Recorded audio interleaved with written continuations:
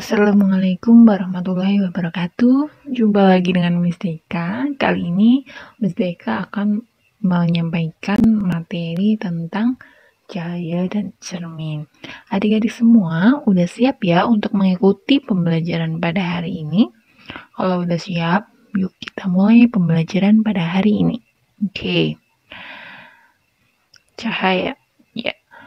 Pertama, Miss Deka akan menyampaikan tentang apa itu sifat cahaya. Nah, sebelumnya cahaya itu merupakan sebuah gelombang ya. Gelombang elektromagnetik, baik itu gelombang longitudinal maupun gelombang transversal.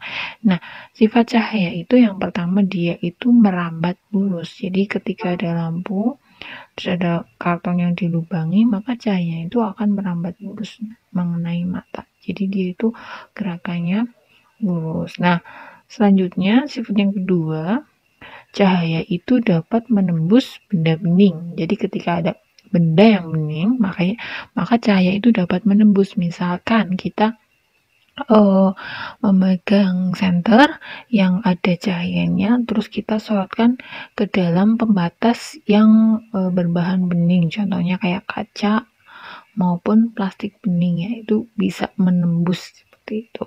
Nah, misalnya kayak gini. Ketika dalam rumah kita memiliki jendela terus ada sinar matahari, maka sinar matahari itu akan masuk melalui kaca tersebut. Jadi cahaya ini dia dapat menembus benda-benda yang bening. Oke, selanjutnya sifat cahaya yang ketiga itu dapat dipantulkan. Jadi apabila ada sinar yang datang ke bidang yang datar seperti ini tuh sinar datang akan dipantulkan seperti ini. Jadi dia itu akan dipantulkan secara teratur. Tapi apabila sinarnya itu mengenai bidang yang tidak datar seperti ini, maka sinarnya dia itu akan berbaur ke segala arah, dia nggak teratur seperti itu, seperti pada gambar yang ini. Oke, selanjutnya sifat cahaya yang keempat itu cahaya dapat dibiaskan. Jadi dibiaskan itu seperti apa? Jadi seperti di gambar sebelah ini ya. Apabila kita membawa air di dalam gelas, lalu kita masukkan sedotan atau sendok. Nah, kalau di sini ini pensil ya yang dimasukkan ke dalam gelas. Jadi dia itu seolah-olah pensilnya itu membengkok. Nah, dari situ yang membuat sifat kalau cahaya itu dapat dibiaskan, yang membuat benda itu bisa seolah-olah menjadi bengkok seperti ini. Jadi ini sebenarnya pensilnya ini lurus, tapi ketika terkena cahaya maka dia seolah-olah itu akan terlihat bengkok ketika dimasukkan ke dalam air. Nah, cahaya itu juga dapat diuraikan. Kalau yang ini diuraikan itu kayak contoh pada pelangi gitu ya. Nah, di sini ada jendela bayangan, ada lubang, terus masuk ke gelas prisma.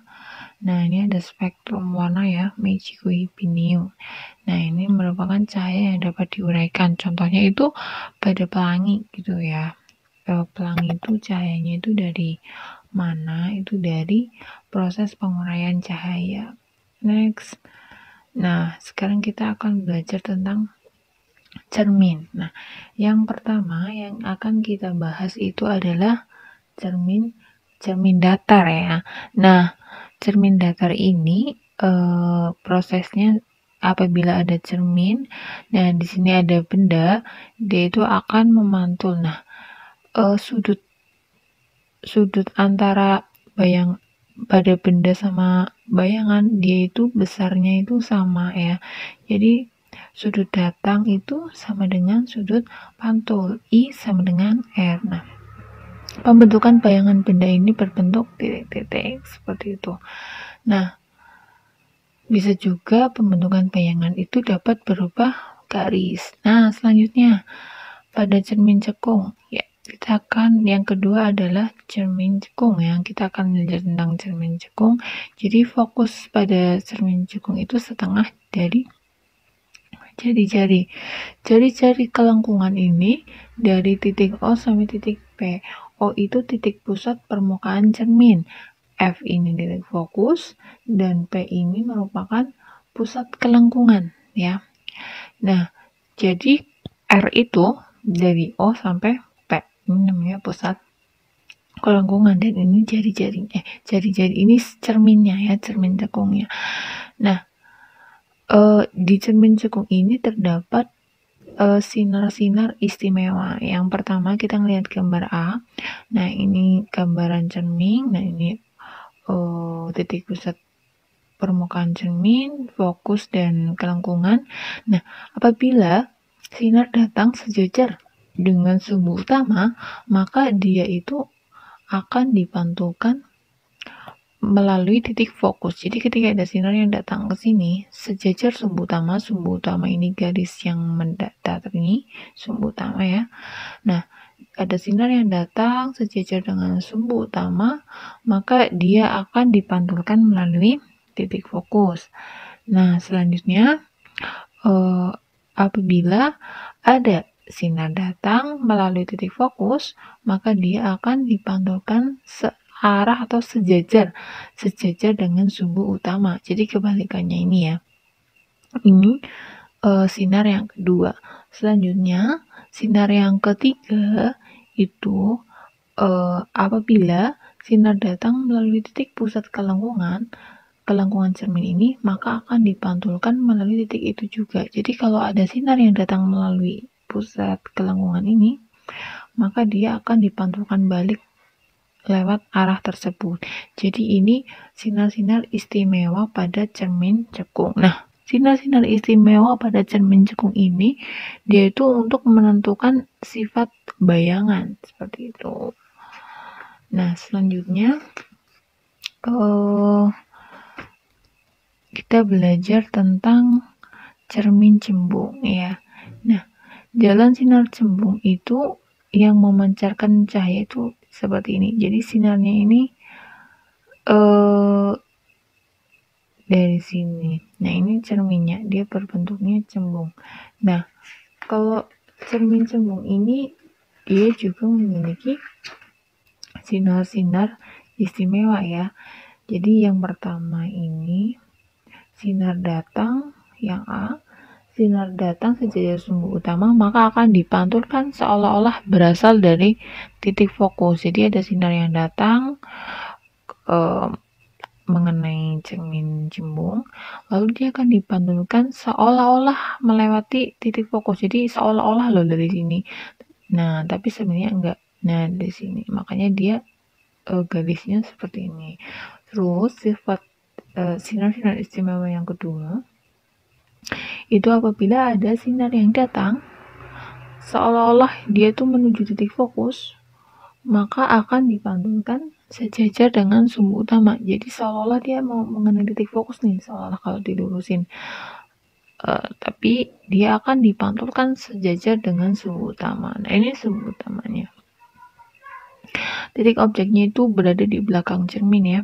Objek, fokus, dan kelengkungan. Selanjutnya sinar-sinar istimewa pada cermin cembung yang ketiga itu apabila sinar datang yang menuju pusat kelengkungan cermin akan dipantulkan seolah-olah berasal dari pusat kelengkungan cermin itu juga. Nah, jadi seolah-olah gitu ya. Seolah-olah itu dipantulkan dari sini. Nah, ini merupakan sifat-sifat sinar istimewa pada cermin cembung.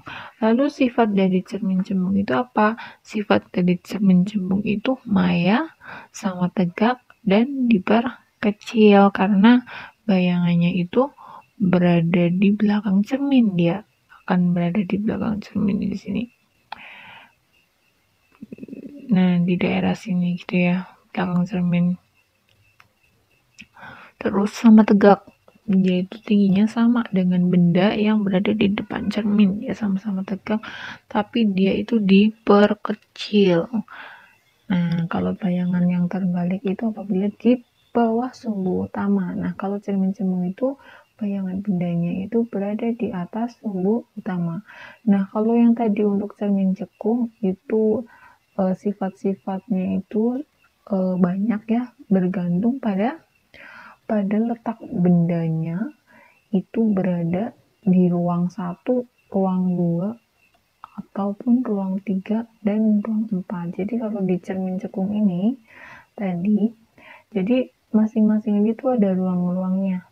Yang ini ruang 1 antara O sampai F, terus ini ruang 2 antara F sama P, di sini ada ruang 3. Nah, ruang 4-nya berada di belakang cermin. Nah, seperti itu. Jadi kalau untuk menentukan sifat bayangan pada cermin cekung itu kita harus melihat bendanya berada di ruang mana. Nah, jadi seperti itu ya adik-adik semua, kita belajar tentang cermin dulu. Nah, dari cermin datar, cermin cekung, dan cermin cembung ini kita bisa merumuskan antara hubungan jarak fokus, jarak benda, dan jarak bayangan itu menggunakan rumus seperti ada di gambar ini ya. Jadi rumusnya itu 1 per S0 ditambah 1 per SI sama dengan 1 per F. Jadi 1 per F, F ini fokus, itu sama saja 1 per jarak benda ditambah 1 per jarak bayangan. Karena F-nya itu adalah setengah R, maka kita bisa pakai rumus seperti ini ya. 1 per S0 ditambah 1 per SI itu sama saja 2 per R gitu ya. Nah, untuk perbesaran bayangan ini bisa pakai rumus ini ya. M sama dengan S0 per SI. Ini namanya harga mutlak ya. Jadi hasil perhitungan itu harus positif. Meskipun hasilnya itu negatif, itu sama saja ya. Karena dia kan ada nilai mutlaknya. Jadi kalau kebalik itu nggak apa-apa. Nanti misalkan hasilnya itu negatif, nanti dia akan jadi positif karena dia memiliki harga mutlak seperti itu. Bagaimana adik-adik, udah paham belum ketika Miss Deka menyampaikan ini? Nanti di video selanjutnya Miss Deka akan menyampaikan menentukan sifat bayangan pada cermin cekung berdasarkan bendanya itu berada pada ruang apa. Oke, terima kasih atas penjelasan singkat di video ini. Nanti selanjutnya Miss Deka akan menyampaikan tentang menyampaikan sifat bayangan pada cermin cekung. Oke, terima kasih. Semoga ilmunya bermanfaat. Wassalamualaikum warahmatullahi wabarakatuh.